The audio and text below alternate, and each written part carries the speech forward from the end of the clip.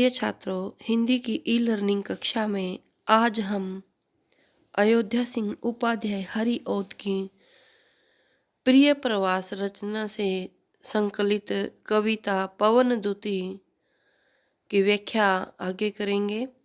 कालिंदी के कल पुलिन पे घूमती सिक्त होती, राधा पवन से कहती है कालिंदी यमुना यमुना नदी के किनारों पर आकर के तुम उस जल से भरपूर हो जाती हो, यानी कि यमुना नदी के जल की शीतलता तुम्हारे अंदर समाहित हो जाती है। प्यारे प्यारे कुसुम चय को चूमती गंध लेती, सुंदर सुंदर खिले हुए फूलों के समूह को चूमती हुई, स्पर्श करती हुई और उनकी सुगंध को अपने साथ लेती हुई तू आती है वहन करती वारी के सीकरों को। तुम जल की बूंदों को अपने अंदर धारण करके आती हो। हा पापिस्ते फिर किस लिए ताप देती मुझे है। हे पापिनी, तुम शीतल होते हुए भी यमुना के जल की बूंदों को धारण किए हुए भी मुझे इतनी ताप क्यों देती हो, इतनी गर्मी क्यों देती हो, मुझे इतना क्यों सताती हो। यानी वो ठंडी हवा भी राधा को शीतल नहीं लग रही है। क्यों होती है निष्ठुर, इतना क्यों बढ़ाती व्यथा है। राधा पवन से कहती है कि तुम मेरे प्रति इतनी कठोर क्यों हो रही हो, तुम मेरी पीड़ा को क्यों बढ़ा रही हो। तू है मेरी चिर परिचिता, तू हमारी प्रिया है। तुम्हें तो मैं बहुत लंबे समय से जानती हूँ, तुम तो मेरी बहुत ही नज़दीकी हो, प्रिया हो। मेरी बातें सुन मत सता, छोड़ दे वामता को। हे पवन, तुम मेरी बातों को ध्यान से सुनो, मुझे मत सताओ। तुम इस प्रकार मेरे साथ सौतेला व्यवहार करना छोड़ दो। पीड़ा खो के प्रणत जन की बड़ा पुण्य होता। जो व्यक्ति पीड़ित है उन व्यक्तियों की पीड़ा को खत्म करने से ही पुण्य प्राप्त होता है, जबकि तुम तो मेरी इस विरह वेदना में मेरी पीड़ा को और अधिक बढ़ा रही हो। इसलिए हे पवन, तुम मेरी बात को सुनो और यह सौतेला व्यवहार मुझसे करना छोड़ दो। मेरे प्यारे नव जलद से कंज से नेत्र वाले, जाके आए न मधुवन से और न भेजा संदेशा।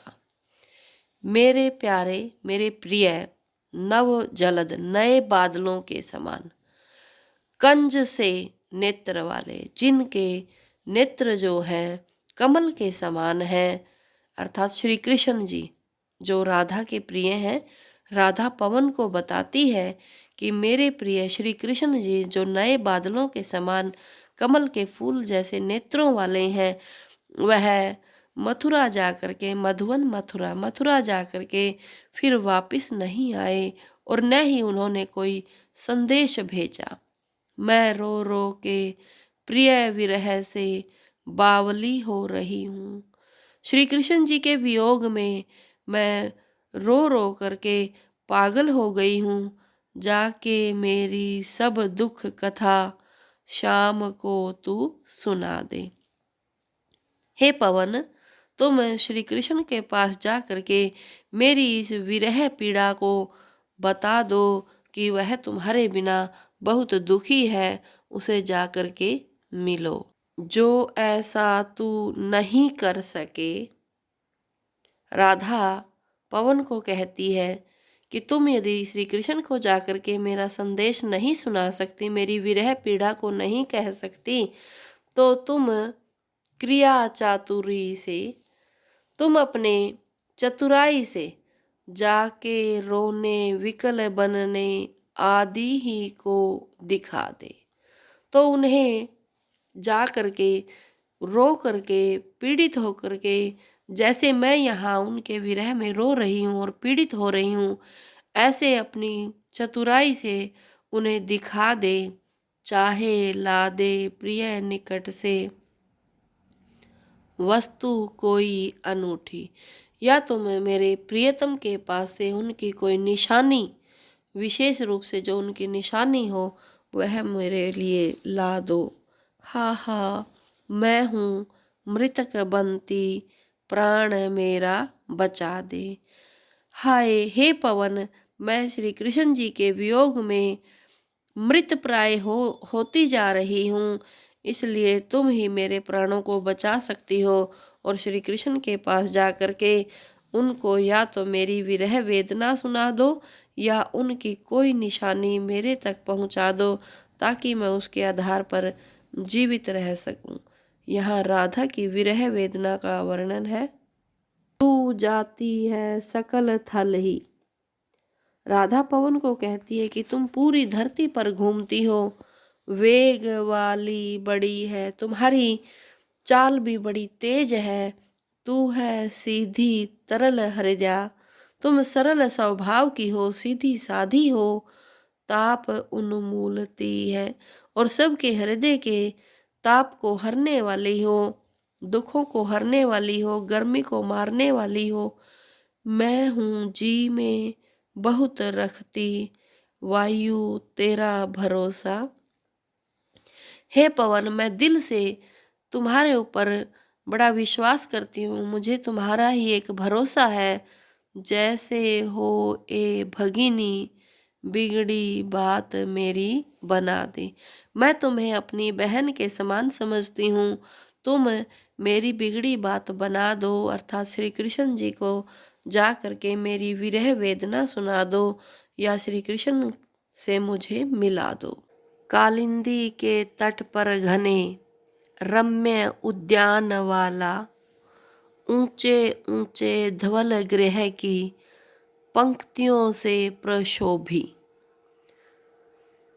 राधा पवन को समझा रही है कि यमुना के तट पर बहुत अधिक सुंदर घने फूलों से युक्त, बागीचों से युक्त, ऊंचे ऊंचे सफेद जहाँ पर घर होंगे, पंक्तियों से प्रशोभी, उन पंक्तिबद्ध होंगे वह घर, बहुत सारे होंगे लाइनों में, जो है न्यारा नगर मथुरा।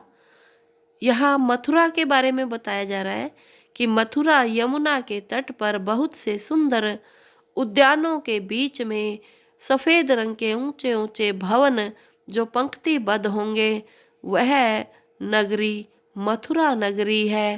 प्राण प्यारा वही है, मेरे प्राणों से प्रिय श्री कृष्ण वही है।